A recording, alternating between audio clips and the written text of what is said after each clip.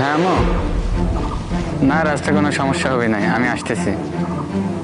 আর বেশি সময় লাগবে না, অল্প সময়ের ভিতরে আসতেছি। আচ্ছা রাখো, আমি আসতেছি। ওকে।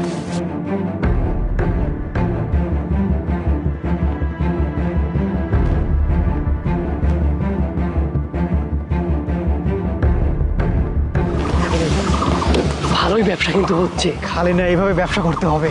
এইভাবে ব্যবসা করলে তো আমরা কোটিপতি হয়ে যাবো।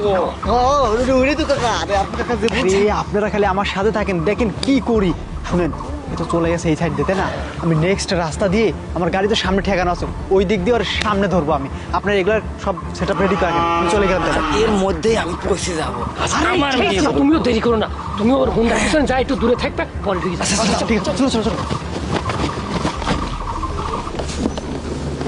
হাই দাঁড়া দাঁড়া, এখানে দাঁড়া। কিরে, বিয়ের আসর থেকে মেয়ে নিয়ে পালাচ্ছিস তাই না? না বেক। আরে কি বলতেছেন স্যার এসব? এমনি বাড়িতে ঝামেলা হয়েছে, অনেক পেরায় আছি, আর আপনি এসব বলতেছেন যে মেয়ে নিয়ে পালাইছি। এসব কি স্যার? আরে তোর সাথে কি মস্করা করতেছি? হ্যাঁ, তুই একেতে বিয়ের আসর থেকে মেয়ে নিয়ে পালাচ্ছিস, আবার বড় বড় কথা বলে যাচ্ছিস তাই না? আমার কাছে সব তথ্য আছে, বুঝতে পারছিস? আরে কি বলেন স্যার এইসব?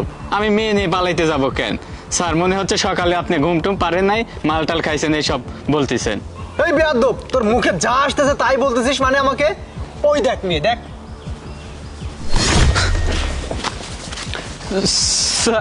স্যার স্যার, এই মেয়ে আমার গাড়ির পিছনে কই থেকে গেল?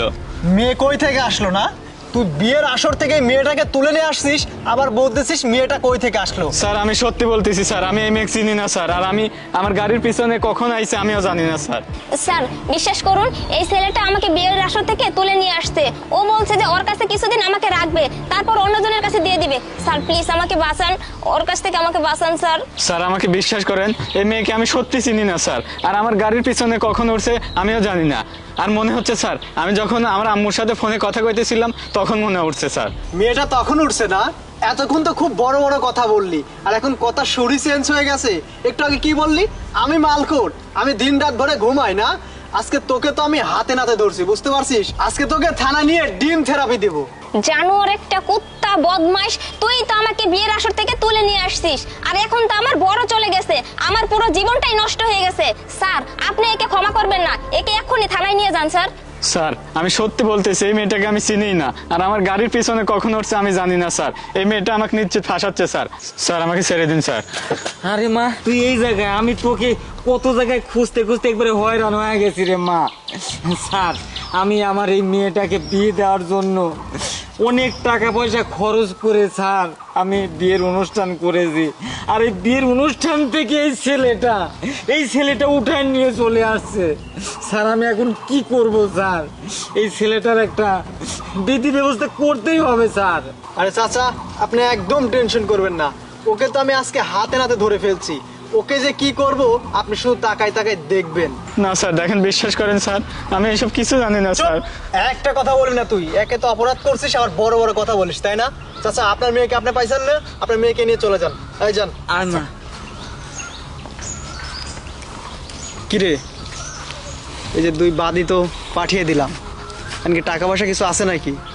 স্যার আমার কাছে 1 টাকাও নাই, 2000 টাকা আছে খালি। ও আচ্ছা, বুঝতে পারছি, তাহলে থানায় চল। শোন, এটা যদি পুলিশ কেস হয়ে যায় না একবার, তাহলে তোর তো হাজিরা দিতে দিতে জীবন শেষ হয়ে যাবে, আর কত যে টাকা লাগবে আমি নিজেও জানি না।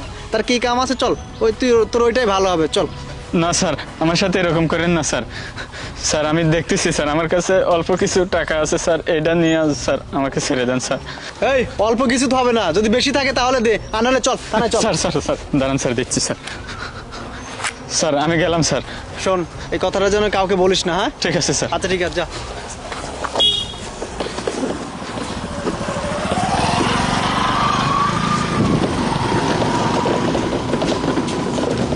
কি বলো? বউ, তুমি যা অভিনয় দিচ্ছ না, পুরা ধামাকা। আরে এইভাবে যদি অভিনয় করো না, আমরা তো অল্প দিনে কোটিপতি হয়ে যাব। হ্যাঁ হ্যাঁ, তুমি একদম ঠিক বলছো। চাচা কেচ্ছে লাগা জিন্দেগি এই, শেষ।